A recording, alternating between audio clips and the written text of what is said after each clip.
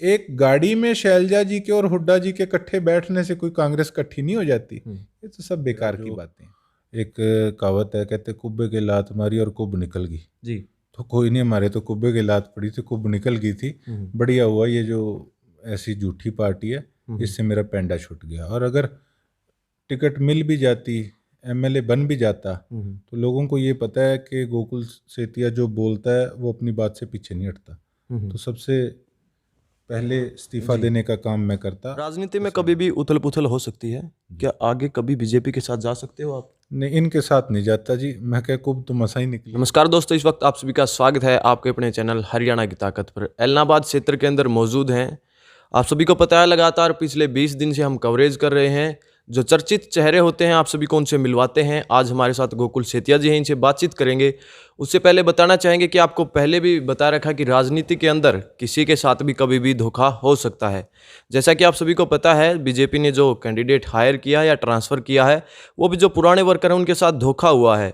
आज से ठीक 2 साल पहले गोकुल सेतिया जी के साथ भी वही धोखा हुआ था। पर हालांकि इन्होंने हार नहीं मानी थी, इन्होंने निर्दलीय चुनाव लड़ा था। वही उसी के सामने निर्दलीय चुनाव लड़ा था जो गोविंद कांडा जी हैं, उनके जो भाई हैं गोपाल कांडा जी, उनके साथ तो नहीं कहेंगे, उनके सामने चुनाव लड़ा था, जो कि चुनाव जीत के करीब थे। ये 600 650 के बीच का जो मार्जिन था, उनसे इनको हार मिली थी। अब बातचीत करते हैं एलनाबाद के चुनाव के ऊपर, क्योंकि इनेलो जो थी उस वक्त इनेलो ने इनका साथ दिया था। आप जानेंगे वो राजनीतिक कोई चाल थी या फिर इंसानियत के नाते, क्योंकि अभी इन्होंने ऐलान कर रखा है कि भाई मैं इनेलो को समर्थन देता हूं और इनेलो जो पार्टी है उसको जिताने का कार्य करूंगा। नमस्कार जी। नमस्कार भाई ठीक हो साहब। भैया? हाँ जी, बढ़िया जी। अच्छा, अभी सबसे पहला क्वेश्चन यही होगा हमारा, जी। आपके साथ भी धोखा हुआ था पिछली बार, टिकट नहीं मिली थी। अब की बार उन वर्कर के साथ धोखा हुआ है, तो सबसे पहले उन वर्कर को क्या कुछ कहना चाहोगे? देखिए, मैं तो ये कहता हूँ कि मेरा जो एक कहावत है, कहते कुब्बे के लात मारी और कुब निकल गई जी।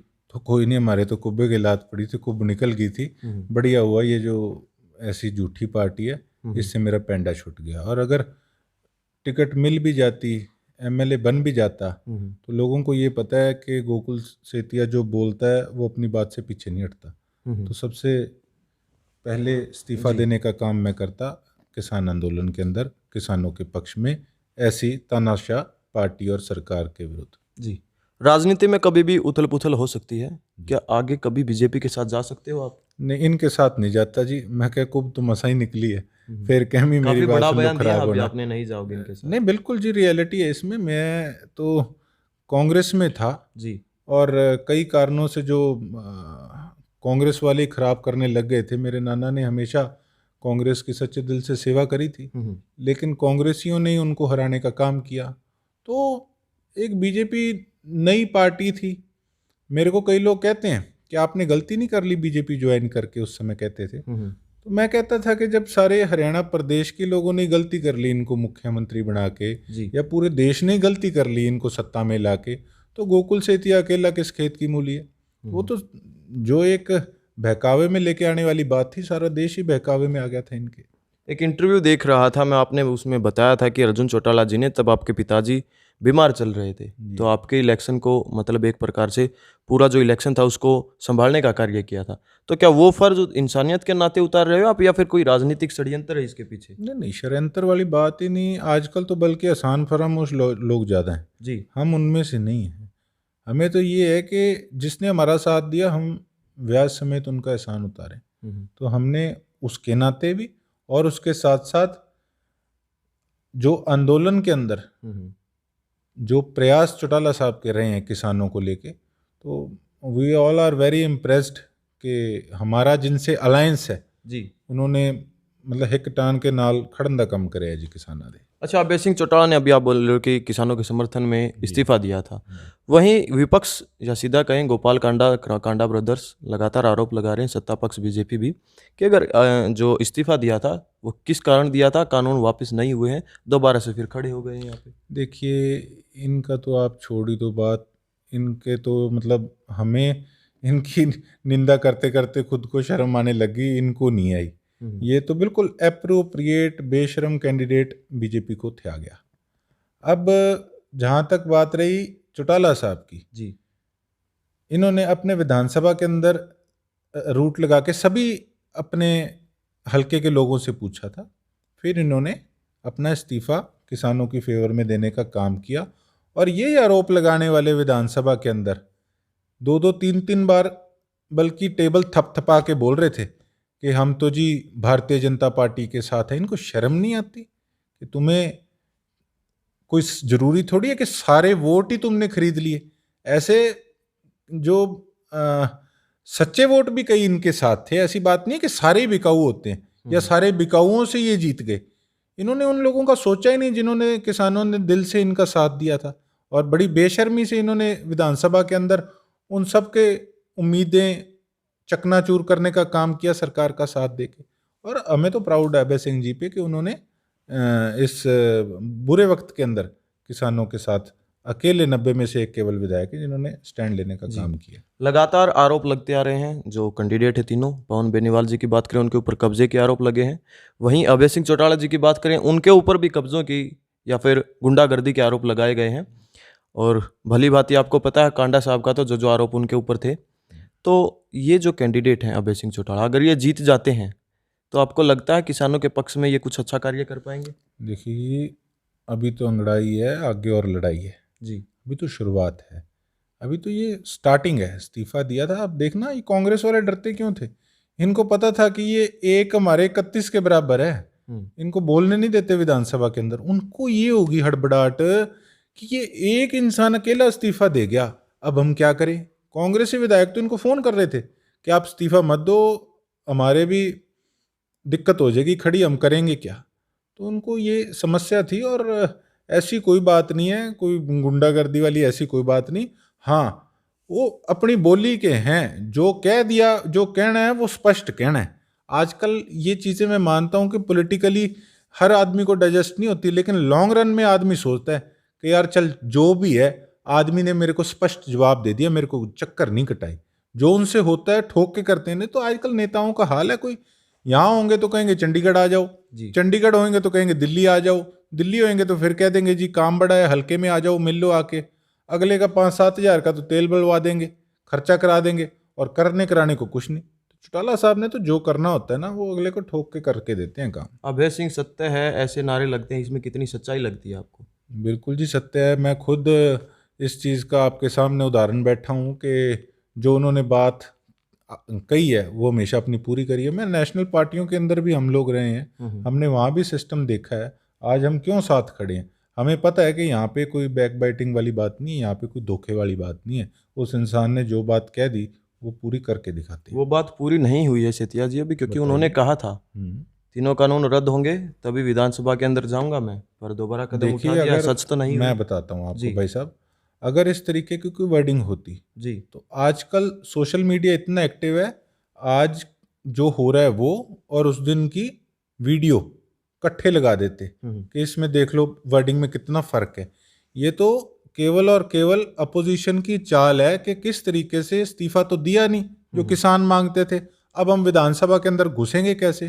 तो इन्होंने एक ये नेगेटिविटी फैलाने का काम किया। उन्होंने तो एक बात कही थी कि मैं इस्तीफा दूंगा तो जिन लोगों ने मुझे वोट दे के विधायक बनाया है उनके कहने पे दूंगा, और उसके बाद अगर चुनाव लड़ूंगा तो भी उनके लोगों के, अपने हल्के की जनता के कहने पे मैं चुनाव लड़ूंगा। तो चोपटा रैली के अंदर बाकायदा हर आदमी को मैसेज था कि जी आप सारे आओ, वहाँ पे पंचायत में फैसला लेना है।